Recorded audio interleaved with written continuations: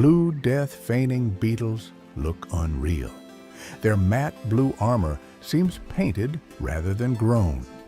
Found crawling across desert ground, they survive some of the harshest conditions on Earth.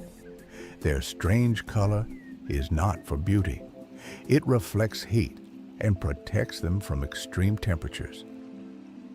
This textured shell helps them retain moisture in extreme conditions. When danger appears, these beetles do not run. They freeze completely, playing dead. Native to the deserts of North America, these beetles turn hostile land into home.